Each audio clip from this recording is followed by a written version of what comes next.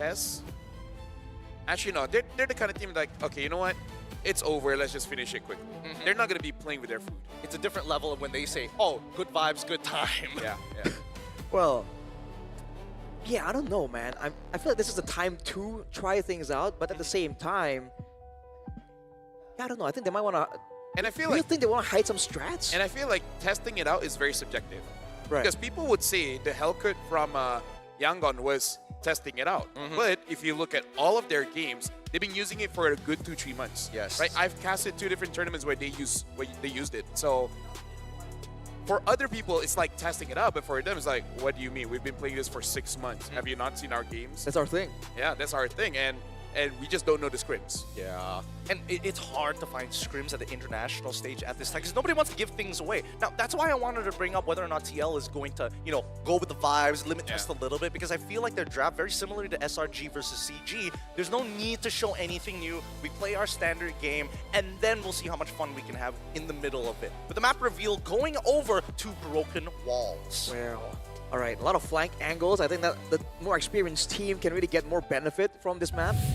But yeah, man, I have had friends tell me, like, dude, I mean, even if they don't play at full force, they are definitely going to win. So I'm like, yo, I mean, don't count out Falcons like that. I mean, I think that the internet definitely has, the public court of opinion is leaning towards TL, and it would be such a big boost, not only in ego, but confidence for Falcon if they can just steal this game. And we can see that TL is taking this very seriously. They're banning out the Fredrin because as strong as a Matilda is, there's not a lot of good combos when it comes to the jungle. And I feel like Boyet is the question mark because the rest of Team Falcons, I'm pretty sure Team Liquid is already quite familiar with them. Against Boyet, I don't know if this is their first time meeting against each other on the international stage. Well, regardless, getting him to show more is not going to be a loss at all. And already the Gatot Kacha, solid pick in the early game. It's one of my personal favorites as well. And when you're up against a team like TL, getting them a hero like this that can do so many things, defensive, aggressive, AoE, team fight, pick off to a degree as well, it just gives you so many questions if you're on the side of Team Falcon. I think my favorite part about the Gatot is the fact that he can just disengage you from fights and he can completely close off choke points, right? Which is really great on Broken Walls because now you can close off multiple choke points, especially when you're fighting in the jungle. One of the few benefits. Troll also has a Hellcurt in his hero pool. Oh, you're right. Not sure if he wants to use it against Team Liquid, but hey, Cheese is pretty strong in the best of 1. So now with the time running out, looks like they go for Valentina Sora. I think we saw this yesterday, but it did not work out. Which team was it again? But I'm pretty sure I've seen this yesterday. Last time I saw it on duty, it was in wildcards, and that's a strat, right? Pick up the Sora, make sure that there's no counter available with the Valentina. But you kind of show a lot of your tools early on. It 100% happened yesterday because Sora lost that one. Wait, it's coming to me, it's coming to me, it's coming to me. They were good early, Oh, first game, Onyx against Busquets. Yeah, Busquets tried this out, yeah. Oh, wait. Yeah. It's not a bad opening, but I think, the real question is how much do you truly believe in Sora's laning phase potential? And I think the TL at this point are like, Sanford, you got this, no problem. All you got to do is survive, and you will have a lot of relevance in these fights. And most of the time when we're seeing that Sora's played, they're leaning more into the Cloud form than they are into the Thunder form. Yep. For now, we'll see if that changes later, or maybe it's just like, there's just no situation where I need to clean up. Well, unless you want to go and play an assassin style, there's no really any need to go for the other form, the Thunder form, if I'm correct. Yeah, the Cloud form just works so much better because you do have like crowd control immunity still, and they go for the Matilda. Okay, now that's very interesting. Could this be a Sora jungle? I think the option is definitely there, and I feel like one of the reasons why they pick up the Matilda here is to kind of confuse Coach RC as much as possible because there's a chance that Coach RC will ban out the other utility junglers in the pool, and then they just swap out the Sora for the jungle and then have a favorable matchup against this Phoveus. Something like a CC, something like an Alice, maybe even go all the way back and using a high loss EXP to deal with this Phoveus. Arguably an X-Borg as well. There's a lot of different options that they can potentially play with. Ideally, as long as you're able to win that lane, that'd be great to put him behind. But now we look at that second phase and Howie Burn, he's like, nope, no Loi. I'm not even gonna risk it. It's just not worth it. At this point, even if you have a Selena, I'm like, you know what? There's always a chance. I'm not gonna give you this Loi. No, definitely not. And technically the Loyi also really works well. If Falcon are looking for this big dive composition, the Loyi, back then when it was still super meta, was also a great solution to dive comms just because you have the extra shielding, you knock people together with the yin-yang effect. So by all means, it's a great value ban for Team Falcon. Yeah, they banned the Hayabusa, so there's a chance that Team Liquid, if it's open, they might have to go for Joy in terms of junglers that are still available, or they will go with something like a Suyo. We haven't seen the link, but we've heard people talking about it. I mean, it's been in the works, it's coming down the grapevine, but so far, based on what we've seen, the Matilda is just frustrating to deal with, right? The amount of healing, the amount of shielding, I feel like, again, a lot of these bans, especially if you're going to be an assassin that can like spot mark a target, even better, ban that out. Force them on something mechanical, force them where they have to really have precise control if they want to catch their targets. Oh man, so all the options here for Team Falcons. I'm wondering if there's any angle for the Sora to go gold, because we saw a bit of that in the wild cards as a bit of a curveball, you know. So that could be an option, because the gold options have been like taken away by TL, banning away that carry too. Yeah, but now they're kind of showing their hand here. Sora will most probably go to the EXP, because I feel like, was it Guangzhou Gaming, the one that brought Sora in gold? With Owl? And I think they won. Yeah, because I 100% know that Owl does play the Sora gold, because I think he used it on the last day of wildcards. But either way, right now, yes, they're showing their hand. The Akai is there, so no matter what, they need some kind of marksman in the gold lane, because if they go for a fighter, I don't know if they have enough damage, because no one from Falcon, arguably besides the Valentina, really has damage. Even Sora is more of a setup unless he just goes for the Thunder Form. I totally agree with that. Oh, Nolan here alongside with the Farsa from the side of Coach RC's Team Liquid. I wonder if they want to go Obsidia. That's what I was thinking as well, right? Now there's again, with the Claude, with the Phobias, there was already an argument for it, but I think with the Nolan on top of it, you have more than enough reason to actually try. And it's a good source of DPS as well. And if they do go for it, then Falcon really has a lot to say on where and when they want to fight. They can engage and force TL into fights with the Matilda, with the Sora, and then if things go south, heavy spin. Yeah. Like it or not, they need some kind of shred, because this Phobius will be a problem. They don't have the damage profile to deal with it. Right? Valentina can deal damage, but he just keeps on healing it up. You need someone with DPS and more likely shred. If this hero cannot use a DHS, they're going to have a problem. Oh, yeah. And even if they lock in something like this hero does not use a DHS. It doesn't use a DHS, but if he gets enough of a lead, then maybe it's not so bad. But at the same time, it's a very fine line. They're coin flipping this. Yeah, but the thing is, Granger kind of loses in lane going up against a Claude. So I don't know how they're going to do it, especially considering you're going up against a Farsa. That's a bit of a skill matchup. Well, level 1 is where it's predetermined. We'll see. I think rotations are going to sway that lane in one way or the other.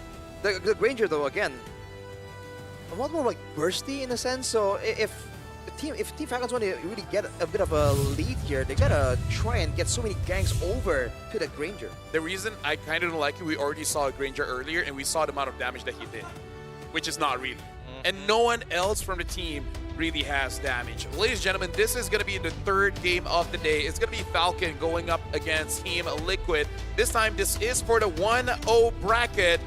So winning this one gets you one game away from actually qualifying, and that one pushes you down to the 1-1. Welcome to the land of Dawn here. I just want to see whether Falcons actually has enough damage or not. Let's see. As the minions have already spawned and all the players are heading over to their lanes. The starting side, they're going to be starting on similar sides of the map. Purple start for Tlph on the opposite side, Boyette on his orange buff. The mid lane is where we're going to see a lot of these movements actually come from, right? Because I think that's the thing about Matilda. You're not there to be like, oh, I make the super gank happen, but I am there to pull you out of bad situations or save you from hostage scenarios. And the advantage of going the Obsidia over the Granger is also that extra bit of crowd control. And considering that Team Falcons are very ultimate reliant, I feel like they're going to struggle as well, trying to keep like Oheb or Tlph in the fight, and instead of just getting in and out. So we'll see how they deal with that problem later on. Yeah, I don't mind being proven wrong, but I really just want to see it first. Now looking at the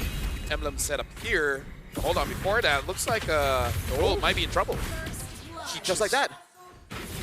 He just walked up and took it. but he had Flicker. Yeah. No. As a roamer, it's faster for you to come back into the game if you just die at that point. That's true. That's true. Anything below 90 seconds, it's not worth it to use your battle spell. Just die. If you're a mid, fine. But if you're a roamer, it's like, getting gold anyways. I only die for like, what, 2 seconds? It's not enough time for the roamer passive to take anyways. Also true. Also true. But even so, that first blood, huge for Sanji to kind of get himself ahead in terms of like item progression compared to Coffin. And I think that's going to be a really big deal if he gets that Lightning Truncheon first. Well, he might go for a Genius one. Who knows? A gang attempt here in the mid lane. Yeah, I want to try and get Sanji under control. TL Sanji. Because again, the Farsa can roam so efficiently. And right now, at level 4, which team really has the advantage? Because in a continuous fight, I feel like TL might actually do okay. Oh, Sanford already using the flicker, and I feel like with Akai, you're more favored around the turtle. Because hold on, Sanji doing a lot of damage on Sanford. Yeah, they should just go for this kill onto Sanford so far. The Revitalize from JP saves his life. He's buying a little bit of time, doesn't get his passive off.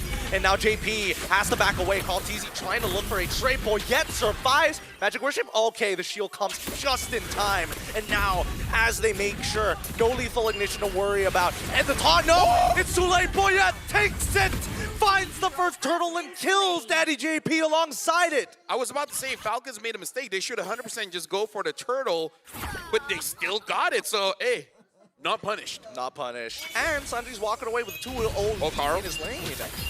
Oh, wait, hold on. Whoa. Matilda Airlines already coming through. Carl survives, and Oheb making sure that Troll takes the punishment, forces the flicker. Here, Sanji in trouble now as we see that Coffin is able to find it on his own. Yo, That was Falcons. That was hot. We thought there might prove to be a problem in the macro department, in the cheese department, but in pure execution, a Red Tree win, almost a 1v1 outplay. Dude, Falcons are online. They are online, and they're going to keep on going. JP spots out the information. Purple buff once again being taken by Boyette. On the opposite side, though, Tlph doesn't seem like he's been able to find, or just a little bit short on that last hit. They're going on JP right now. He should be okay, right? Akai actually does do quite a lot of damage as a utility jungler, but yeah, looking at the items that's been built, having the Molten Essence on the Akai kind of does help out just a little bit when it comes to the early game here, because again, their draft really does not have a lot of damage. But if Cuffin continues to play the way that he's been playing, it looks like there won't be that big of a problem, because he does have that Feather S-Strike. I think their mid-trio is walking around really, really well for the side of Team Falcons. I'm just trying to figure out whether or not Team Falcons is eventually going... Where's the conversion, right? Who are they going to eventually give the golden EXP to? Are they looking towards that Granger side, or might as well double down on Sanji since he already has 2, right? I think in theory it should still be the Granger, and so far they haven't been doing that. Even the gold buff earlier was taken by Boyette. So the gold buff advantage that the Granger usually enjoys, Sano isn't really benefiting from, but he does have the Sky Piercer, and a fight might come through here. They're looking for an opportunity, but Sanford is making sure that he does not get caught. Unsure who got that one, but it looks like Team Liquid, they are thinking of contesting for this one, but you got to be careful. Cuffin does have the boss on its side.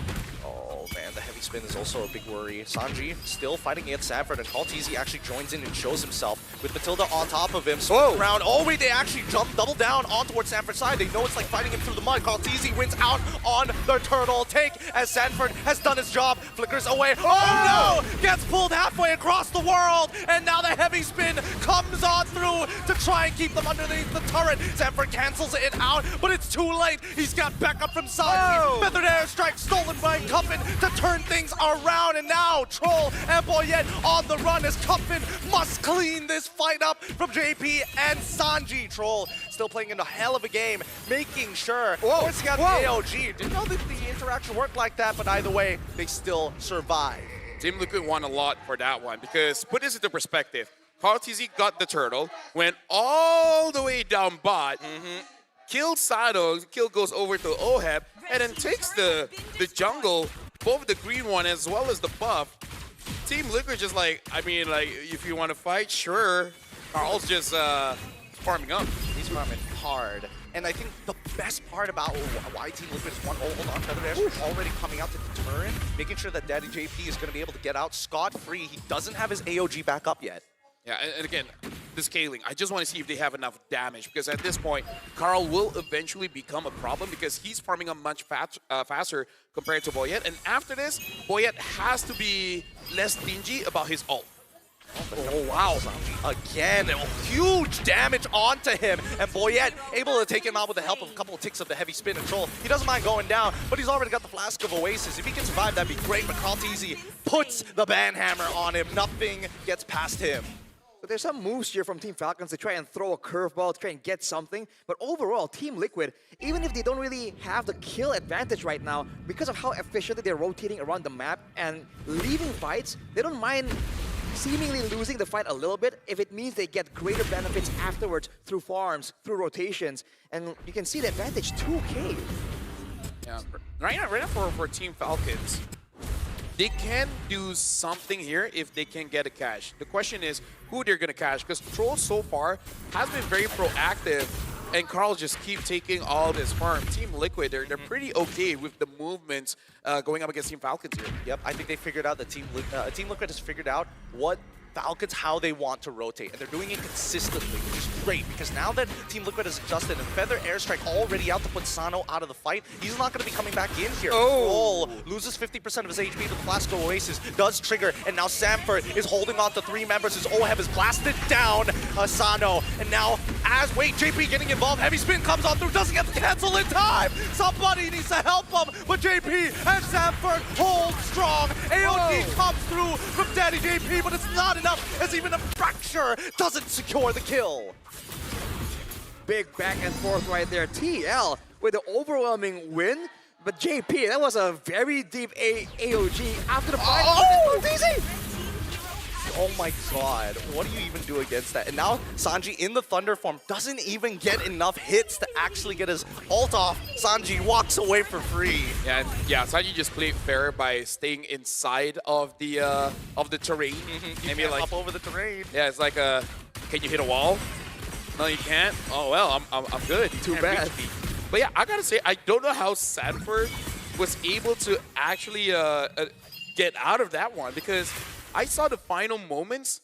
I don't know how he managed to get a mark on whoever was outside of the fight and able to get out of there. But that was very impressive. And then now Carl almost 2,000 ahead.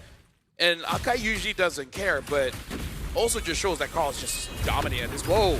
Oh, Sanji now in trouble. Oh, Boyet, he misses the body slam. Oh, no. They start backing away. Troll in trouble. They only sacrifice him to minimize the damage. Even Sanji wasn't able to find that big engagement. At least for Team Liquid, Sanji, Farsa managing to flicker out just in time before things got dangerous. That was infuriating. You got the catch, and then Sanji just avoided it in a way that you did not expect, and then flies away. It's an ankle break, just plain and simple. They thought he was going to go the different way, and he just, in the split second, decides, you know what? They wouldn't see this one coming, and gets out of the way. Now with the Blood Wings, it's going to be a lot more difficult for Team Falcons to catch him as well. And look at the structural advantage, man. TL have so many ways to rotate. Whoa! AOG finally coming in between the mid 2 and 3. They go even further as Troll's trying to sustain, making sure that Boyet lives. Unfortunately, with Sano in the back, he is just cutting the front line forward and forward and forward as JP walks back in with the help of Stanford, and they manage to take out Matilda. OHEB comes through with a blazing duet 2, and that's just going to be enough to set them back to square one. Again, where's the damage? That's all I'm asking. If they do not have the damage profile to deal with Sanford. The only time Sanford dies is when he's 1v5.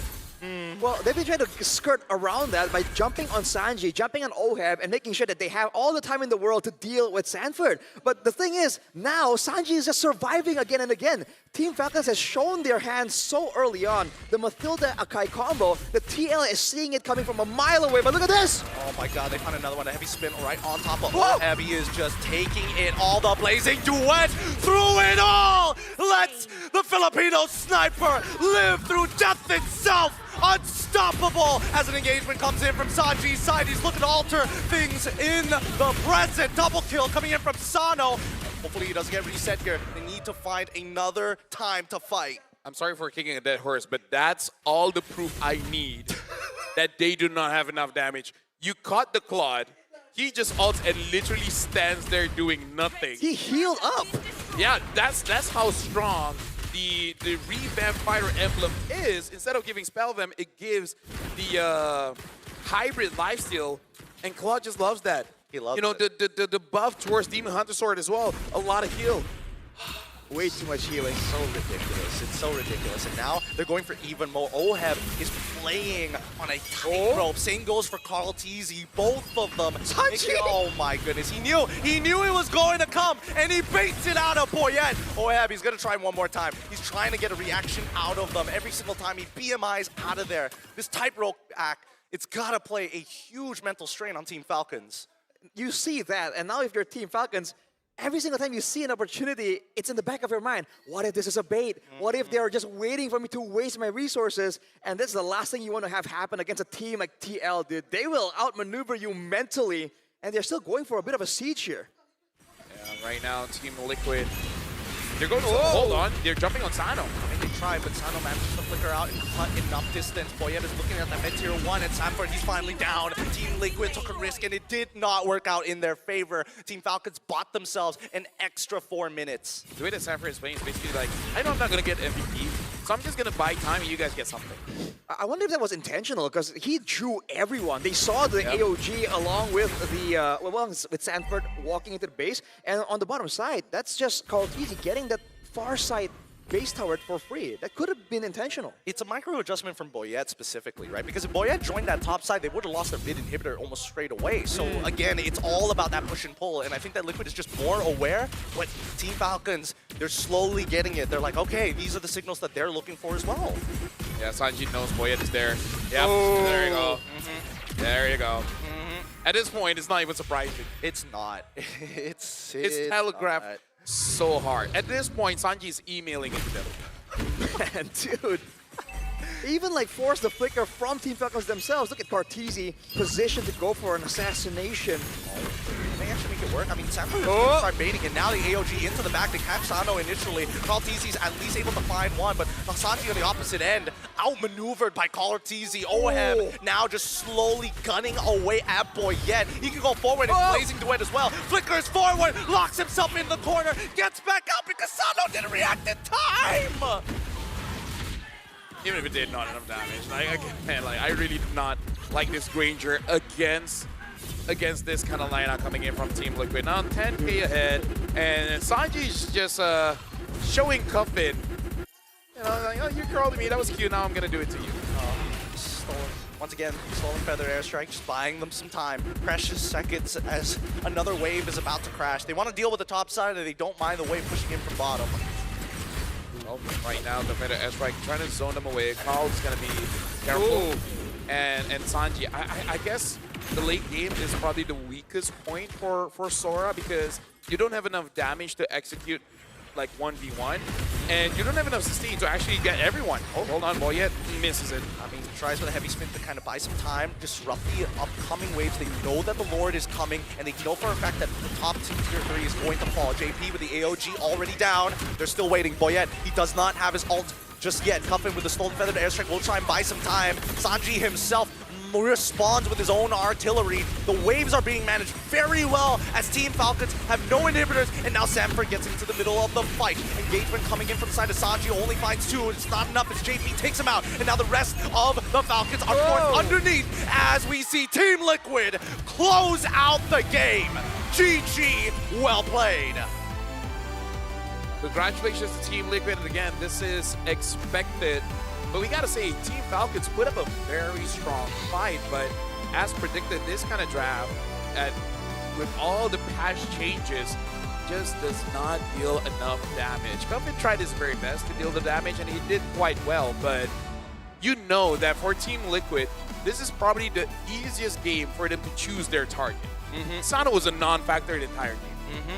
He was, and I think, you know, the way that they played overall, there were moments in there where you see that TL were realizing, wait a minute, we're a lot more even than we thought. People are walking away with a sliver of health. and they couldn't do anything afterwards because, again, the only way they can engage is big ultimates and very telegraphed ultimates.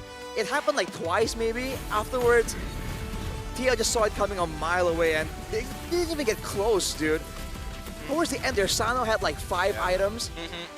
And I guess to prove Tlph's point, it just wasn't enough. It really I would just say... He was just pulling the panda, dude. I don't know if that's legal. Yeah.